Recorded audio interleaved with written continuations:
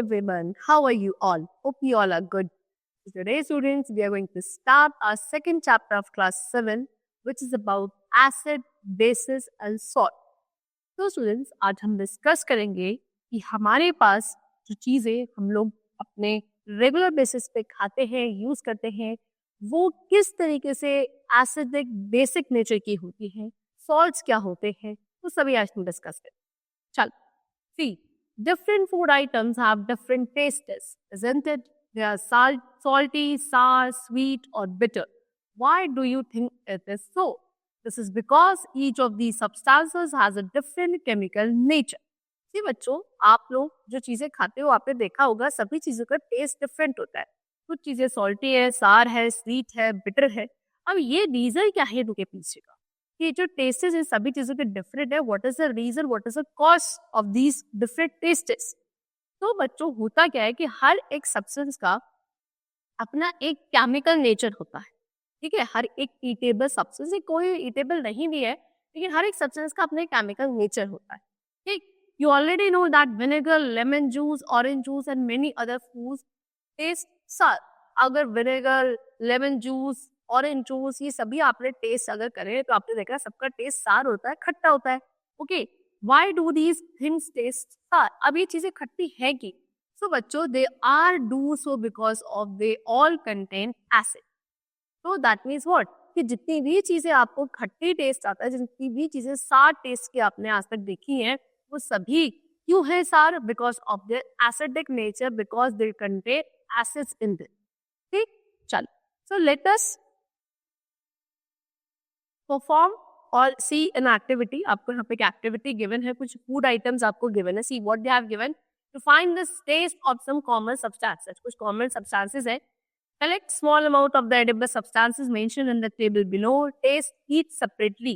Note down the taste in the table given below. अब आपको यहाँ पे कुछ substances given है जो आपको खाने हैं, टेस्ट करने हैं, और फिर अगर टेस्ट कैसा है वो आपको लिखना है. जैसे कि lemon juice, tamarind, table salt, orange juice, baking soda, vinegar, है ना. इसके अलावा curd, grape juice, sugar, unripe mango.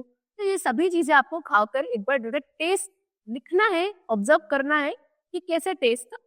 So from the above activity, you can see that first of all they have given you a precaution. Do not taste or touch anything unless you are asked to do so. ठीक है ना. वैसे ऐसे नहीं आप कोई भी चीज को उठा के चखने लगोगे या टच करोगे. ठीक है ना. जब तक आपको बोला ना जाए तो किसी भी चीज को आप ना ही तो ऐसे खाओगे और ना ही टच करोगे. ये सारे आइटम तो चलो ठीक है, लेकिन बहुत सारे ऐसे आइटम्स होते हैं which can be harmful for us अगर हम टच करते हैं या टेस्ट करते हैं. ठीक, सो lemon juice, orange juice, tamarind, vinegar, curd, grape juice and unripe mango taste सार. ये सभी चीजें खट्टी फील होंगी, है ना. This is because they contain acids in them. तो ये क्यों है? क्योंकि इनके अंदर एसिड्स होता है. एसिड्स हैव अ सार टेस्ट. एसिड्स का कैसा टेस्ट होता है? सार, खट्टा टेस्ट होता है. The chemical nature of a substance with acid in them is said to be acidic. वो कोई भी ऐसी सब्सटेंस जिसके अंदर एसिड्स प्रेजेंट होते हैं तो उनका केमिकल नेचर कैसा कंसिडर किया जाता है? एसिडिक. चल, बेकिंग सोडा टेस्ट बिटर. अब बेकिंग सोडा कैसा होता है? उसका टेस्ट बिटर यानी कि कड़वा होता है. A solution of baking soda in water feels सोपी. ठीक है, अगर आप क्या वाटर में बेकिंग सोडा का सोल्यूशन ऐसे बनाओगे तो उसका जो आपको टेक्सचर फील होगा वो सोपी फील होगा. Okay, substances such as baking soda that are bitter in taste and feel soapy to touch are called bases. तो बच्चों, वो सब्सटेंसेस जिनका टेस्ट बिटर होता है और जो टच करने पे सोपी फील होते हैं उनको आप क्या बोलते हो? बेसिस बोलते हो. और जिन भी सब्सटेंसेस का केमिकल नेचर, जिन भी सब्सटेंसेस को हम बेसिक बोलते हैं, अब जो बेसिक चीजें या बेस उनमें होता है उनका केमिकल नेचर कैसा माना जाता है? बेसिक माना. Okay, now substances are neither acidic nor basic, they are neutral and are called salt. अब कुछ ऐसे सब्सटेंसेस भी होते हैं जो ना तो एसिडिक है ना बेसिक है, वो न्यूट्रल होते हैं जिनको हम सॉल्ट्स बोलते हैं. Okay, when an acid reacts with a base, they neutralize each other and form salt and water. जब भी एक एसिड और बेस को आपस में रिएक्ट किया जाता है तो वो दोनों एक दूसरे के इफेक्ट को न्यूट्रलाइज कर देते हैं और सॉल्ट और वाटर बनाते हैं. ठीक है, चलो. So materials can be classified on the basis of their chemical nature as acid, bases and salt. तो हम मटेरियल्स को क्लासिफाई कर सकते हैं, अलग अलग बेसिस पे क्लासिफाई कर सकते हैं. तो आज हम तो क्लासिफिकेशन का बेसिस लेंगे, वो लेंगे हर एक सब्सटेंस का केमिकल नेचर. तो केमिकल नेचर के बेसिस पे आप क्लासिफाई कर सकते हो 3 ग्रुप्स में, एसिड्स, बेस एंड सॉल्ट्स. ठीक, सबसे पहले आज हम पढ़ेंगे थोड़ा सा डिटेल में एसिड्स के बारे में। चलो, तो word acid is derived from the Latin word acid और एसिडस व्हिच मीन सार। तो जो वर्ड एसिड आया वो लैटिन वर्ड एसिड या एसिडस से लिया गया जिसका मीनिंग होता है सार। तो all acid have one property in common that is they are sour to taste. सभी एसिड्स की एक तो बहुत ही कॉमन प्रॉपर्टी होती है जो सभी में मिलेगी कि वो कैसे होते हैं टेस्ट में, सार होते हैं, खट्टे होते हैं। Most people think about acid as fuming, corrosive, dangerous liquid. However, not all acids are like this. Example, vinegar contains acetic acid and it is used to preserve food like pickles. देखो ज्यादातर हम लोग क्या सोचते हैं, अगर जैसे हमारे वर्ड हम लोग एसिड का वर्ड चुनते हैं तो हमें ऐसा लगता है कि फ्यूमिंग होगा, कॉरोसिव होगा, एक्सप्लोसिव होगा, है ना। लेकिन सारे एसिड जैसे नहीं होते हैं। जैसे कि अगर हम बात करें एसिटिक एसिड की जो विनेगर में होता है तो वो हम खाते भी हैं, ठीक है, उसको यूज किया जाता है एज अ प्रिजर्वेटिव, है ना। पिकल्स वगैरह को स्टोर करने के लिए, लंबे समय तक स्टोर करने के लिए, प्रिजर्व करने के लिए विनेगर यूज किया जाता है जो प्रिजर्वेशन के लिए यूज किया जाता है। ठीक, चलो, vinegar also helps to preserve the food by destroying microorganism. Vinegar क्या करता है, फूड को प्रिजर्व करने में हेल्प करता है सो दैट उसके अंदर माइक्रो ऑर्गेनिजम्स ना फीड कर सके। It also helps to prevent chemicals in the food from combining with oxygen which acts as an agent of food spoilage। उसके अलावा ये केमिकल्स को भी प्रिवेंट करता है इसमें ऑक्सीजन के साथ कंबाइन होकर क्या करने में, फूड को स्पॉइल करने में। नाउ सार मिल्क कंटेन्स लैक्टिक एसिड। ठीक है, सार मिल्क के अंदर क्या होता है, लैक्टिक एसिड होता है, जबकि sulphuric acid is used in car batteries. Car की जो बैटरीज बनाई जाती है उसमें सल्फ्यूरिक एसिड यूज किया जाता है। ठीक है, नाउ क्लासिफिकेशन ऑफ एसिड्स। अब एसिड्स का क्लासिफिकेशन कर रखा है। The acid produced by plant and animals are known as organic acid, example acetic acid, oxalic acid, etc। अब वो एसिड्स जो बच्चों प्लांट्स या एनिमल्स प्रोड्यूस करते हैं उनके थ्रू हमें मिलते हैं, उनको हम ऑर्गेनिक एसिड्स बोलते हैं। Example acidic acid, oxalic acid. अब यहाँ पे आपको कुछ बताइए acids which are found in plants. देखो, और these are the acids which are found in animals. जैसे यहाँ पे एसिड का नेम है और यहाँ पे वो प्लांट का ओरिजिन, जैसे कि सिट्रिक एसिड है वो कहाँ से मिलता है आपको, ऑरेंज या लेमन में। एस्कॉर्बिक मिलता है आपको विटामिन सी से, जो कि सिट्रस फ्रूट जो होता है ना, जितने भी खट्टे फ्रूट होते हैं विटामिन सी होता है, उससे मिलता है आपको एस्कॉर्बिक एसिड। फिर टार्टरिक एसिड मिलता है आपको ग्रेप्स में, टैमरिंड में, टैमरिंड यानी कि इमली। ठीक, उसके बाद यहाँ पे है एसिड्स फाउंड इन एनिमल, जैसे कि लैक्टिक एसिड मिलता है आपको सार मिल्क में, यूरिक एसिड मिलता है यूरिन में, मिथेनोइक एसिड होता है आंट स्टिंग में। ठीक, now we come to next type of acids which are mineral acid. These are prepared in laboratories and are corrosive in nature। देखो, अब ये वाले एसिड्स होते हैं जो corrosive होते हैं, है ना, और ये लेबोरेटरी से प्रिपेयर किए जाते हैं, ये प्लांट्स और एनिमल से नहीं मिलते, इनको आप मिनरल एसिड्स बोलते हैं। Example hydrochloric acid, sulphuric acid, nitric acid and so on. चलो, अब यहाँ पे आपको एसिड का नेम, उसका केमिकल फॉर्मूला और उसके यूजेस दिए हैं। जैसे कि सबसे पहला हाइड्रोक्लोरिक एसिड है, इसका केमिकल फॉर्मूला हाइड्रोक्लोरिक एसिड यानी कि HCl होता है। क्या होता है, HCl होता है। और यूजेस क्या है, ये क्लीनिंग पर्पस के लिए यूज किया जाता है, डाइज या फर्टिलाइजर बनाने के लिए यूज किया जाता है। ओके, नेक्स्ट है सल्फ्यूरिक एसिड, फॉर्मूला है आपका H2SO4। ठीक है ना, H2SO4 फॉर्मूला होता है। ठीक है, कहाँ यूज किया जाता है, कार, बस, ट्रक, इन सब की बैटरीज बनाने के लिए हम लोग इसे यूज करते हैं। Next is nitric acid which is formula क्या है, HNO3।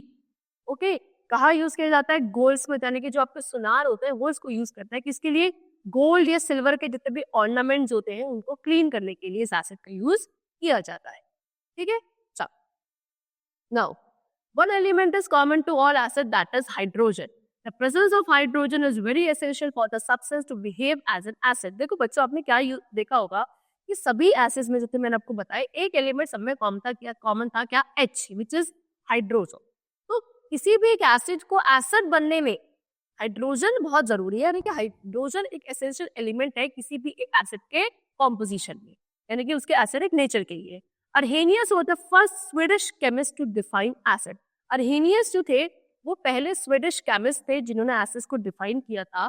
ठीक है, अब यहाँ पे आपको कुछ फिजिकल प्रॉपर्टीज गिवन है एसिड्स की कि दे हैव अ सार टेस्ट। कैसा टेस्ट होता है उनका, सार, खट्टा टेस्ट होता है।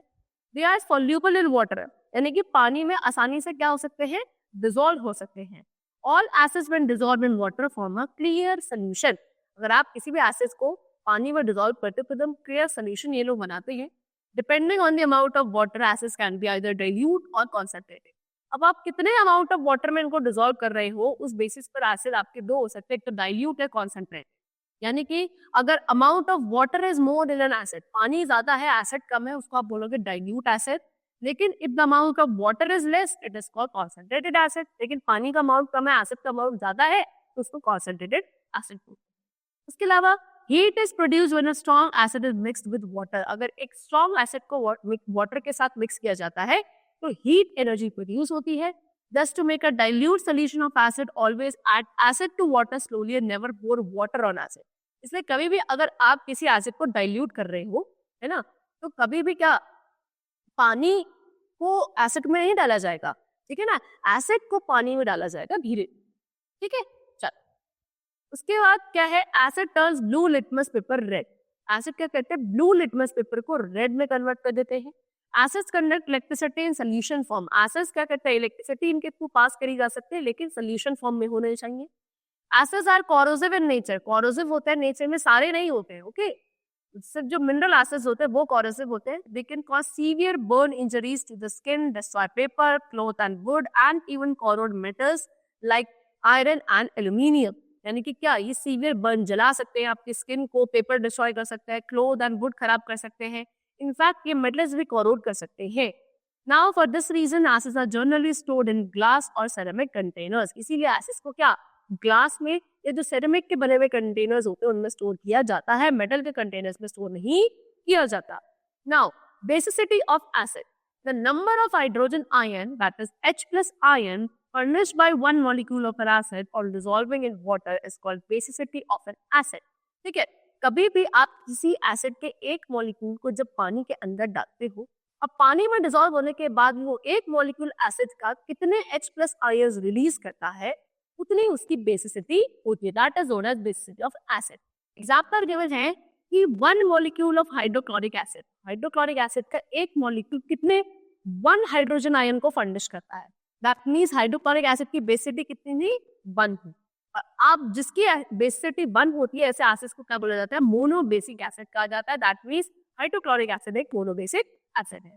Now one molecule of sulphuric acid, अब हम सल्फ्यूरिक एसिड का अगर एक मॉलिक्यूल ले, H2SO4 जो था, ये कितने, ये 2 हाइड्रोजन आयन फर्निश करता है। यानी कि सल्फ्यूरिक एसिड की बेसिसिटी कितनी हुई, 2। और जिसकी बेसिसिटी, जिन एसिड्स की बेसिसिटी 2 होती है, ऐसे एसिड्स को डाइबेसिक एसिड कहा जाता है। दैट मींस सल्फ्यूरिक एसिड क्या है आपका, डाइबेसिक एसिड। ठीक है बच्चों, चल now we come to uses of acid. Acids के यूजेस क्या है, sulphuric acid, hydrochloric acid, nitric acid, ये सभी आपके इंपॉर्टेंट रीजेंट्स है जो आपके लेबोरेटरीज में यूज किए जाते हैं। उसके अलावा they are use in manufacture of fertilizer, fertilizer बनाने के लिए यूज किए जाते हैं। उसके अलावा paper, dye, artificial silk, rayon, drugs, इन सभी में यूज किए जाते हैं। सल्फ्यूरिक एसिड यूज किया जाता है आपके कार बैटरीज को बनाने के लिए। नाइट्रिक एसिड यूज किया जाता है क्या, explosive such as TNT which is trinitrotoluene, उनको बनाने के लिए यूज किया जाता है। नाइट्रिक एसिड और एक जगह यूज किया जाता है, कहाँ, मेटल्स की प्योरिफिकेशन में, जैसे कि गोल्ड या सिल्वर को प्योर करने के लिए यूज किया जाता है। एसिटिक एसिड यूज किया जाता है एज अ टेबल एसिड, यानी कि विनेगर में हम लोग इसको कॉमनली खाते हैं। कार्बोनिक एसिड यूज किया जाता है, इसको हम कॉमनली कहते हैं प्लेन सोडा। कार्बोनिक एसिड को प्लेन सोडा कहा जाता है। When it is mixed with citric acid and sugar, it is used for making soft. Carbonic acid या प्लेन सोडा को जब आप इसके साथ सिट्रिक एसिड और शुगर के साथ मिक्स करते हो तो उसी से आपकी सॉफ्ट ड्रिंक बनती है। यानी कि जितनी भी सॉफ्ट ड्रिंक आप पीते हो सभी में बच्चों कार्बोनिक एसिड होता है। ठीक है, चलो now we come to the next topic which is bases. Bases are substances that are bitter to taste and feel soapy or slippery to the skin। Starting में भी बताया था, वो सब्सटेंसेस जिनका टेस्ट बिटर होता है और जिनका टेक्सचर कैसा होता है, सोपी होता है, स्लिपरी होता है, उनका बेसिस कहते हो। बेसिस किसके साथ रिएक्ट करते हैं, एसिड के साथ, क्या बनाने के लिए, सॉल्ट और वाटर बनाने के लिए। They are usually metallic oxides और हाइड्रोक्साइड, यूजुअली वो मेटालिक या हाइड्रोक्साइड्स होती है। Name of all bases starts with the name of a metal and ends with the oxide और हाइड्रोक्साइड। हर एक बेस का अगर आप नाम पढ़ो कभी तो क्या होता है, उसका स्टार्ट होता है किसी एक मेटल के नाम से स्टार्ट होगा, बेसिक का नाम, बेसिस चीजों का नाम, और एंड होगा किसी भी ऑक्साइड या हाइड्रोक्साइड के साथ। All bases are not soluble in water, सभी बेसिस वाटर में सोल्यूबल नहीं होते हैं। जो सोल्यूबल होते हैं उनको हम बोलते हैं alkalis. Example sodium hydroxide, potassium hydroxide, ये सभी आपके लेबोरेटरीज में यूज होते हैं। Most other metal oxides and hydroxides are insoluble in water. नहीं तो ज्यादातर अगर जितनी भी आपकी मेटल या हाइड्रो ऑक्साइड होती है या मेटल की ऑक्साइड होती है वो इनसॉल्युबल होती है in water. They are bases, base तो होती है क्योंकि हाइड्रो ऑक्साइड ऑक्साइड फॉर्म है किसी भी मेटल की, लेकिन एल्कली नहीं होती। एल्कली सिर्फ वही बेसिस होंगे जो पानी में सोल्यूबल होते। Okay, this all alkalis are bases, यानी कि सभी एल्कली बेसिस हो सकती है लेकिन all bases are not alkalis. ठीक है, चलो अब आपको यहाँ पे बताया कि calcium hydroxide which is a base आपको लाइम वाटर में मिलेगा। अमोनियम हाइड्रोक्साइड आपको विंडो क्लीनर में मिलता है। सोडियम हाइड्रोक्साइड या पोटेशियम हाइड्रोक्साइड आपको सोप के अंदर मिलता है। Magnesium hydroxide is present of milk of magnesia which is a kind of antacid. Now we come to the topic acidity of bases. ये क्या है? The number of hydroxyl ions which is OH negative ion furnished by one molecule of a base on dissolving in water is called acidity of basis। यानी कि अब आप क्या करोगे, जब अगर किसी एक बेसिक सब्सटेंस के एक मॉलिक्यूल को वाटर में डिसॉल्व करोगे और उसे डिसॉल्व करने के बाद वो बेस कितने OH नेगेटिव आयंस फर्निश करेगा, उसको उसकी इतनी एसिडिटी माना जाता है। सो प्रॉपर्टीज ऑफ बेसिस पे आते हैं। कुछ इंपॉर्टेंट प्रॉपर्टीज गिवन है। पहली कि they are bitter in taste, कड़वे होते हैं, टच करने पे सोपी होते हैं, है ना। दे मे और may not be soluble in water. देखो ऐसे तो सारे सॉल्युबल होते थे लेकिन बेसिस, कुछ बेसिस सॉल्युबल है वाटर में, कुछ नहीं। ये क्या करते हैं? They turn red litmus paper to blue. ठीक है, उसके अलावा स्ट्रॉन्ग बेसिस जैसे कि कॉस्टिक पोटैश और कॉस्टिक सोडा, ये थोड़े से कोरोसिव होता है नेचर में। They react with acid to give salt and water. Bases क्या करते हैं? एसिड के साथ रिएक्ट करके सॉल्ट एंड वाटर प्रोड्यूस करते हैं। Now we come to bases के use. Alkalis are used in the manufacture of soap from vegetable oil। Alkalis को कहाँ यूज किया जाता है? सोप बनाने के लिए यूज किया जाता है वेजिटेबल ऑयल से। उसके अलावा alkalis find wide application in paper industries। Paper industry में इसका बहुत यूसेज है ना। उसके अलावा मेडिसिन बनाने में इसका यूसेज है और आर्टिफिशियल फाइबर जैसे कि रेयन, नायलॉन, इन सब में भी इनका यूज किया जाता है alkalis का। कैल्शियम ऑक्साइड और कैल्शियम हाइड्रोक्साइड बच्चों ये यूज किया जाता है किसके लिए? जो सॉइल की एसिडिटी होती है उसको न्यूट्रलाइज करने। They are use for making mortar for building and construction purpose. ठीक है, जो बिल्डिंग के मोर्टर या कंस्ट्रक्शन पर्पस के लिए भी इनको यूज किया जाता है। जैसे कि calcium hydroxide is use for preparing the bleaching powder. Calcium hydroxide use किया जाता है ब्लीचिंग पाउडर बनाने के लिए। मैग्नीशियम हाइड्रोक्साइड, एल्यूमिनियम हाइड्रोक्साइड, इनको यूज किया जाता है एज एन एंटासिड, मतलब for relieving acidity in the stomach. कभी कभी पेट में आपकी एसिडिटी हो जाती है ना, तो वहां पे आप मैग्नीशियम हाइड्रोक्साइड, जिसको आप मिल्क ऑफ मैग्नीशिया बोलते हो, या एल्यूमिनियम हाइड्रोक्साइड यूज किया जाता है और जिसको आप एसिडिटी को प्रिवेंट करने के लिए, क्योर करने के लिए यूज करते हो। जिन सब्सटेंसेस को, जिन बेसिस चीजों को, उनको एंटासिड बोला जाता है। Now we come to the topic indicators. What are indicators? See the substances that are used to test whether a substance is acidic और बेसिक और neutral in nature, they are all indicators. वो substances जिसको आप use करते हो test करने के लिए कि कोई भी सब्सटेंस एसिडिक नेचर का है, बेसिक नेचर का है या न्यूट्रल है, उन सब्सटेंसेस को इंडिकेटर्स कहा जाता है। ठीक है, ये क्या कहते हैं बच्चों? They change their colour when added to a solution containing an acidic और अ बेसिक सब्सटेंस। अगर आप किसी सॉल्यूशन के अंदर, मतलब कोई एक सॉल्यूशन है जिसमें या तो वो एसिडिक नेचर का है, बेसिक नेचर का है, और उसको एक इंडिकेटर के ऊपर आप डालते हो या इंडिकेटर को उसके अंदर डालते हो, तो उस इंडिकेटर का कलर चेंज हो जाता है। There are two types of indicator। दो टाइप के इंडिकेटर्स होते हैं, एक होते हैं नेचुरल इंडिकेटर्स और एक होते हैं हमारे पास सिंथेटिक इंडिकेटर्स। ठीक है, नेचुरल इंडिकेटर्स क्या है? वो indicators which are obtain naturally from occurring substance. Naturally occurring substance से जो हमें मिलता है, यानी कि जो नेचर में जो हमारे पास सब्सटेंस है, उनसे जिन इंडिकेटर्स जो हमें मिलते हैं उनको हम नेचुरल इंडिकेटर्स बोलते हैं। Example litmus paper, turmeric, China rose, ये सभी आपके नेचुरल इंडिकेटर्स। लिटमस पेपर देखो, most commonly use indicator is litmus. सबसे ज्यादा कॉमनली यूज होने वाला जो इंडिकेटर है वो होता है लिटमस पेपर। ठीक है, ये कहाँ से मिलता है? लिचिन से मिलता है and is available either in the form of solution और in the form of strips of paper known as litmus paper. या तो ये आपको लिचन एक प्लांट होता है, माउंटेन्स में मिलता है, वहां से आपको लिटमस पेपर मिलता है। ठीक है, लिटमस मिलता है और इसको बच्चों क्या, या तो ये आपके सोल्यूशन फॉर्म में आपको मिल जाएगा, लिटमस का सोल्यूशन भी होता है, या पेपर की इसमें स्ट्रिप्स भी बना दी जाती है जिसको आप लिटमस पेपर बोलते हैं। तो दो टाइप के लिटमस पेपर की स्ट्रिप्स होती है, एक होती है रेड और एक होती है ब्लू। ठीक है, ब्लू लिटमस पेपर आपको क्या हो जाता है? रेड में कन्वर्ट हो जाता है। अगर आप ब्लू लिटमस पेपर को किसी एसिडिक सोल्यूशन में डालोगे तो उसका कलर रेड में चेंज हो जाता है ना, into red in presence of an acid. और एक red litmus paper turns blue. Red litmus paper को अगर आप किसी बेसिक सोल्यूशन में डालोगे तो वो ब्लू में चेंज हो जाता है, ठीक है। चल, now next is turmeric.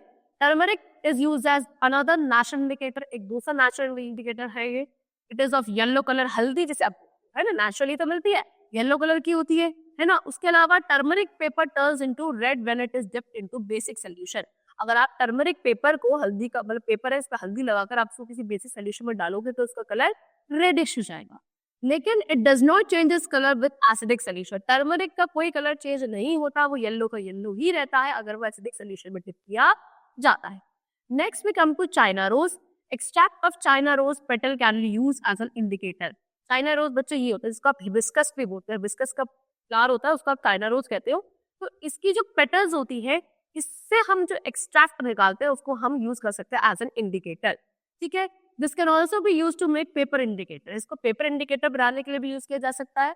China rose solution gives dark pink which is magenta colour with acid and yellowish green colour with base. China rose क्या बिल्कुल डार्क पिंकिश कलर होता है ना, मेजेंटा वाला कलर, वो कलर में चेंज हो जाता है अगर आप इसको एसिड के साथ कंबाइन करते हो, और आपको येलोइश ग्रीन कलर में कन्वर्ट हो जाएगा अगर ये किसी बेस के साथ कंबाइन किया जाता है, ठीक है।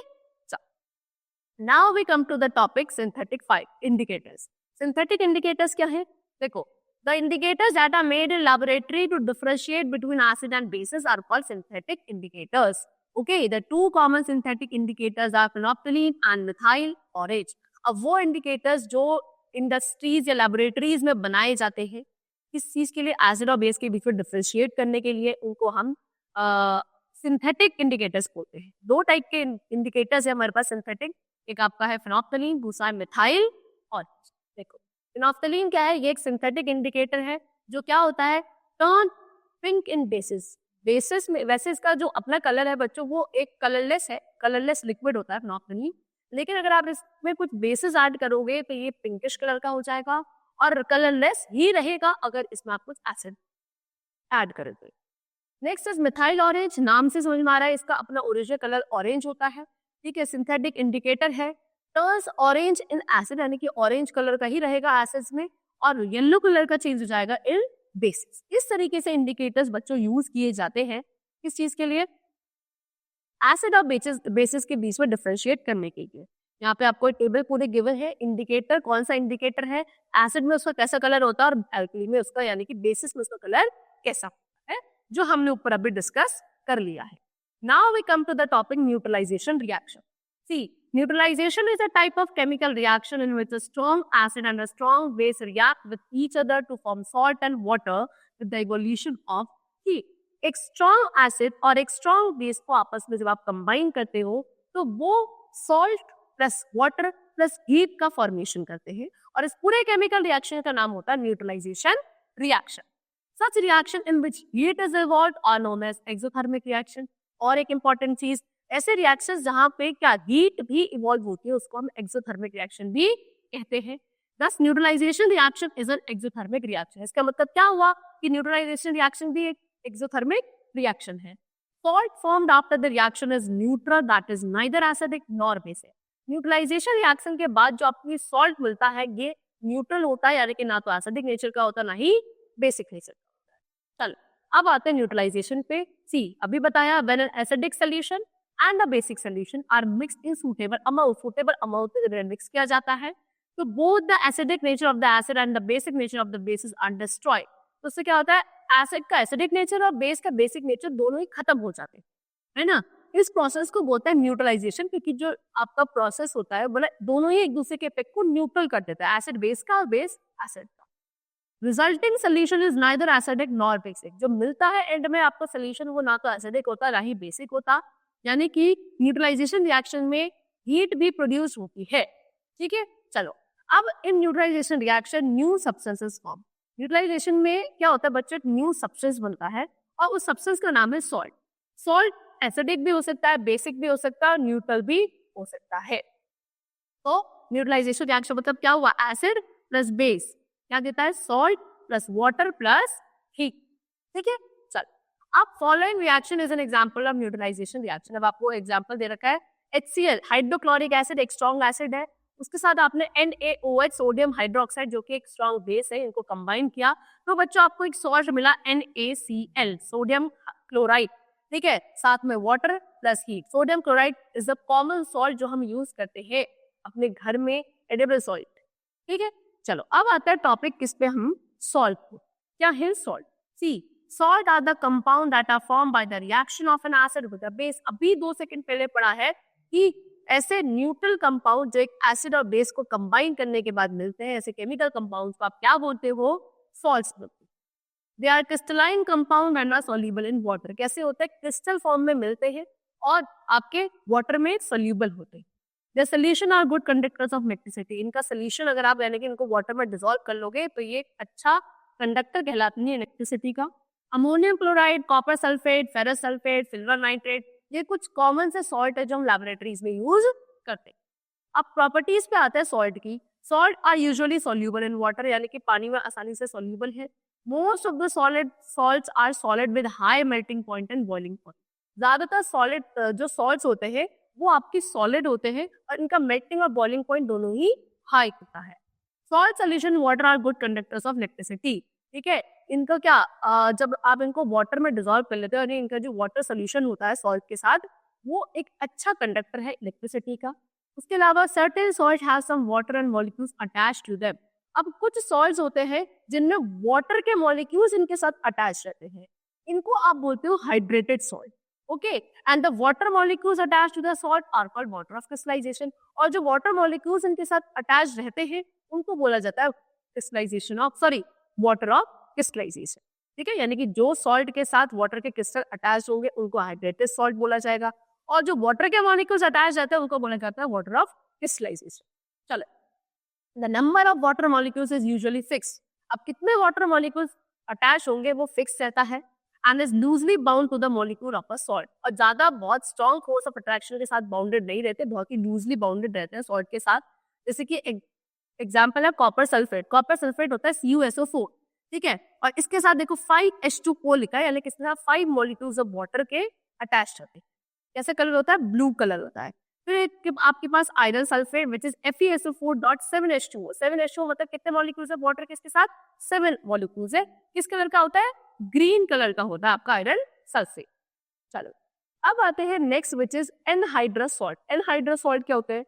When hydrated salt lose the water of crystallization, the solid left is called anhydrous salt. जब हाइड्रेटेड सॉल्ट यानी कि जिनमें वाटर के मॉलिक्यूल्स अटैच होते थे वो जब अपने वाटर मॉलिक्यूल्स को लूज कर देते हैं, उसके बाद जो आपके पास सॉलिड बचता है that is anhydrous salt. Example CuSO4। देखो जब पहले क्या था CuSO4.5H2O, ये क्या था आपका? ये भी कॉपर सल्फेट था, ये भी कॉपर सल्फेट था, लेकिन इसमें वाटर के 5 मॉलिक्यूल्स थे, इसका कलर था ब्लू। लेकिन जब इसके हमने क्या कर दिया, इसके मॉलिक्यूल्स को रिमूव करवा दिया, अभी बचा CuSO4 और इसका कलर कैसा है? व्हाइट है। ये है आपका एनहाइड्रस सॉल्ट। ऐसी anhydrous salt regain their colour on the addition of water. अगर आप इसको दोबारा से पानी मिला दोगे तो ये दोबारा से इसी कलर में अपने ओरिजिनल कलर में वापस आ जाए। Now common name of salt. अब कुछ सॉल्ट के आपको यहाँ पे कॉमन नेम्स गिवन है। See certain salt are better known by their common name. अब कुछ ऐसे सॉल्ट है जो वो हम उनके कॉमन नेम से ज्यादा बेटर जानते हैं rather than bye there chemical name. Chemical name से हम लोग नहीं जानते, जितना हम उनको कॉमन नेम से उनको जानते हैं, ठीक है। अब देखो यहाँ पे आपको टेबल गिवन है, जैसे कि कॉमन सॉल्ट और टेबल सॉल्ट जो हम खाने वाला सॉल्ट यूज करते हैं उसका केमिकल नेम है सोडियम क्लोराइड, है ना। कोई भी घर में भी है तो कह रहा नहीं मम्मी की सब्जी वहां सोडियम क्लोराइड कब है ना, नमक कब है होता है ना, तो वो बच्चा केमिकल फॉर्मूला क्या होता है उसका होता है सोडियम क्लोराइड। केमिकल नेम है और फॉर्मूला होता है NaCl, ठीक है। वॉशिंग सोडा यानी कि जो घरों को यूज किया जाता है कपड़े वगैरह धोने के लिए, उसका केमिकल नेम है hydrated sodium carbonate that is Na2CO3.10H2O। यानी कि इसमें भी देखो ये भी आपका हाइड्रेटेड सॉल्ट है, पानी के वाटर के कितने 10 मॉलिक्यूल्स इससे अटैच। बेकिंग सोडा क्या होता है? सोडियम हाइड्रोजन कार्बोनेट, फॉर्मूला है NaHCO3। Smelling salt which is ammonium carbonate NH4 green vitriol, blue vitriol, Epsom salt, chalk, limestone या marble, white vitriol, plaster of Paris, POP जिसे कहते हैं, potash alum जो फिटकरी होती है, नाइट्रेट, ये सभी आपके कॉमन कुछ सॉल्ट है। ये उनके क्या है? केमिकल नेम्स है और ये आपको यहाँ पे उनके केमिकल फॉर्मूलेस के, ठीक है। चलो now we come to uses of salt. Salt are very useful in our daily life. हमारी लाइफ में डेली लाइफ में सॉल्ट बहुत यूजफुल है। They find important applications in domestic and industrial purpose. ठीक है, डोमेस्टिक यानी कि हमारे घर में और इंडस्ट्रीज में भी बहुत सारी जगह इनका यूज किया जाता है। ठीक है, अब देखो डोमेस्टिक पर्पस में क्या यूज किया जाता है इनका। कॉमन सॉल्ट जैसे कि हम लार्ज अमाउंट में यूज करते हैं घर में खाने के लिए, है ना। उसके अलावा इसको फूड प्रिजर्वेशन में भी यूज किया, जैसे कि पिकल्स, अचार वगैरह में common salt as a preservative use किया जाता है। उसके अलावा ये रॉ फिश एंड मीट को भी प्रिजर्व करने के लिए यूज किया जाता है। वॉशिंग सोडा क्या यूज किया जाता है, मैन्युफैक्चर करने के लिए, डिटर्जेंट्स वगैरह बनाने के लिए, और फिर उससे क्या करते हैं हम, क्लोथ्स वॉश करते हैं। उसके अलावा फायर एक्सटिंग्विशर बनाने के लिए भी इसका यूज किया जाता है। बेकिंग सोडा किस में यूज किया जाता है, बेकिंग पाउडर बनाने के लिए यूज किया जाता है। उसके अलावा एंटासिड की जो टैबलेट्स होती है वहां भी बेकिंग सोडा यूज किया जाता है। इंडस्ट्रियल यूज क्या है इसका, कॉपर सल्फेट। इसको बच्चों यूज किया जाता है as a fungicide in agriculture. Agriculture में एज अ फंगीसाइड इसका यूज किया जाता है कॉपर सल्फेट का। Okay, and it is also use in dyeing and printing industry. Dyeing और जो प्रिंटिंग इंडस्ट्रीज होती है वहां भी कॉपर सल्फेट यूज किया जाता है। इलेक्ट्रोप्लेटिंग में इसका यूज किया जाता है। पीओपी, प्लास्टर ऑफ पेरिस, यहाँ यूज किया जाता है स्टेच्यूज बनाने के लिए। उसके बाद जो अब हाथ, अभी आपने देखा बोन्स फ्रैक्चर हो जाती है तो उसको सेट करने के लिए भी पीओपी यूज किया जाता है। एलम फिटकरी बहुत यूजफुल है ड्रिंकिंग वाटर को प्योरीफाई करने के लिए। डाइंग इंडस्ट्रीज में, also in leather industry, alum is useful. Smelling salt क्या प्रोवाइड करता है, relief from common cold. Common cold जो होता है उसमें रिलीफ प्रोवाइड करता है। It is a chemical compound use for increasing consciousness and provides relief from common cold. Consciousness increase करने के लिए और कॉमन कोल्ड से रिलीफ प्रोवाइड करता है आपको स्मेलिंग सॉल्ट। ऐसा केमिकल कंपाउंड है ये। The actual chemical compound is ammonium carbonate. Actual में ये क्या है, अमोनियम कार्बोनेट इसका नाम होता है।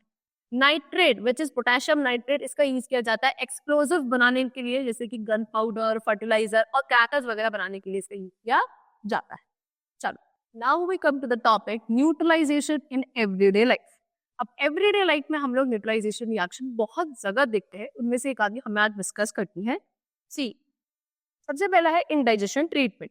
देखो, our stomach contains hydrochloric acid. It helps us to digest the food, but sometimes oily food makes the stomach produce too much of hydrochloric acid, a condition called hyperacidity. This leads to indigestion. देखो बच्चों, क्या होता है, हमारे stomach में एक acid होता है हाइड्रोक्लोरिक एसिड, जो कि हमारे लिए जरूरी है क्योंकि ये हमारे खाने को डाइजेशन प्रोसेस में हेल्प करता है। लेकिन कभी कभी जब ज्यादा ऑयली या जंक फूड खा लेते हैं या स्पाइसी फूड खाते हैं तो हमारा स्टमक ज्यादा excess amount of hydrochloric acid produce करता है, जिस कंडीशन को आप क्या बोलते हो, इनडाइजेशन कंडीशन बोलते हो, क्योंकि आपका हाइपर एसिडिटी होने लगती है। ठीक, sometime indigestion is painful and cause heartburn. कभी कभी बहुत ज्यादा पेनफुल होता है, हार्टबर्न कॉज करता है। So to relieve indigestion it is to neutralize the acidity, antacid tablets containing calcium carbonate, magnesium hydroxide are prescribed. तो क्या है, आपका एसिडिटी से रिलीफ पाने के लिए फिर एंटासिड टैबलेट्स यूज करी जाती है, जिनके अंदर बेसिक कंपाउंड्स होते हैं सच एज कैल्शियम कार्बोनेट या मैग्नीशियम हाइड्रोक्साइड। ये आप लोग फिर यूज करते हो। उससे क्या होता है, जो एक्सेस एसिडिक इफेक्ट होता है वो न्यूट्रलाइज कर दिया जाता है। Now the second is ant bite and bee sting. देखो, आंट बाइट और बी स्टिंग से भी हमारी बॉडी में कुछ एसिड्स का रिलीव हो जाता है, जिसको हमें फिर क्या करना पड़ता है, क्योर करना पड़ता है by using the basic compound. देखो, व्हेन एन आंट बाइट, जब एक आंट बाइट करती है तो it injects the acidic liquid formic acid into the skin.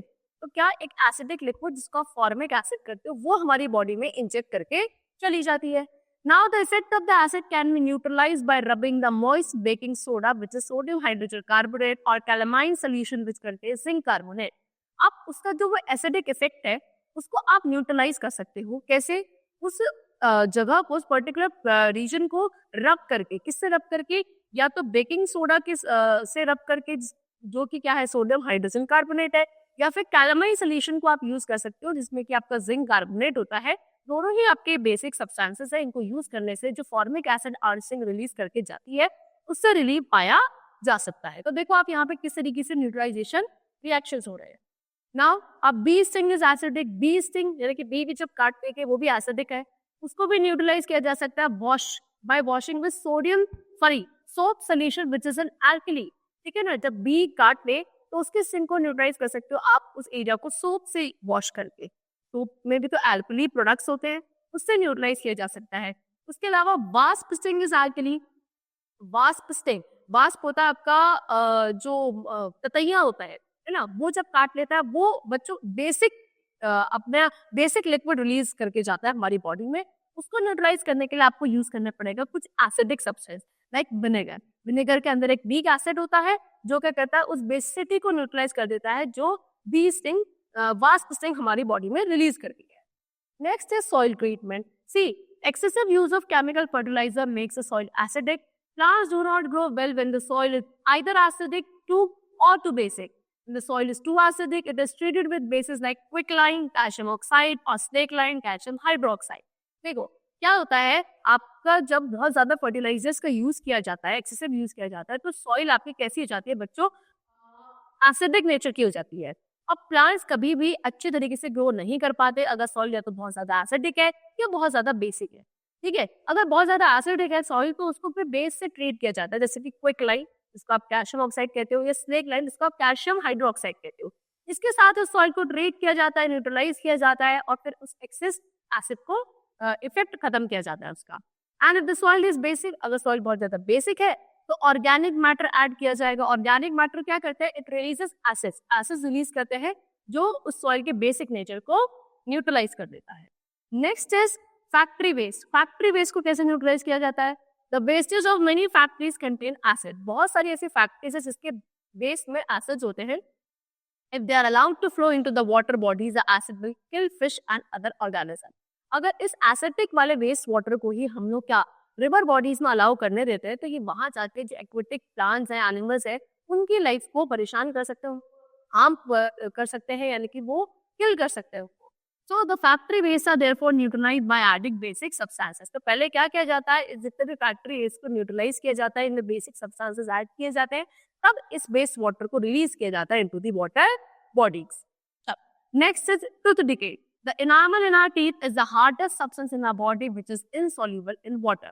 See, enamel बच्चों एक ऐसा एलिमेंट है जो हमारे टीथ पे प्रेजेंट होता है, हमारी बॉडी का सबसे स्ट्रॉन्गेस्ट पार्ट होता है और वाटर में इनसॉल्यूबल होता है। When we eat sweets or sugary food, large amount of acid is produced in the mouth. जब हम क्या कुछ शुगर या फिर बोलो जब मीठी चीजों को हम ज्यादा खा लेते हैं तो हमारे माउथ में बहुत सारा एसिड प्रोड्यूस होता है। Okay, saliva produce in the mouth by the salivary gland is alkali. अब क्या होता है, हमारे माउथ में सलाइवरी ग्लैंड होते हैं जो सलाइवा प्रोड्यूस करते हैं, और सलाइवा किस नेचर का होता है, अल्कलीन नेचर का होता है, विच न्यूट्रलाइज द एसिड। और ये क्या करता है, उस एसिड को न्यूट्रलाइज करता है। So the excess acid is removed by cleaning the teeth with toothpaste which is alkaline in nature. और जब बहुत ज्यादा एक्सेस एसिड का फॉर्मेशन हो जाता है तो उसको कैसे रिमूव किया जा सकता है, उसको न्यूट्रलाइज किया जा सकता है टूथपेस्ट यूज करके। टूथपेस्ट में नेचर कैसा होता है, उसका नेचर अल्कलीन होता है। Now the last is fire extinguisher. Fire extinguisher जिसको आप सोडा एसिड एक्सटिंग्विशर कहते हो, उसमें भी न्यूट्रलाइजेशन रिएक्शन होता है। It contains a bottle of sulphuric acid under solution of hydrogen carbonate. Fire extinguisher क्या है, एक बॉटल है जिसके अंदर दो चीजों का सोल्यूशन है, एक तो सल्फ्यूरिक एसिड का और दूसरा सोडियम हाइड्रोजन कार्बोनेट का। So when the acid mixes with the sodium hydrogen carbonate solution, neutralization reaction takes place. तो जब वो एसिड किसके साथ मिक्स होता है, सोडियम हाइड्रोजन कार्बोनेट सोल्यूशन के साथ मिक्स होता है, तो उनके बीच में एक न्यूट्रलाइजेशन रिएक्शन होता है। As a result of neutralization, carbon dioxide produce under high pressure gushes out the fire.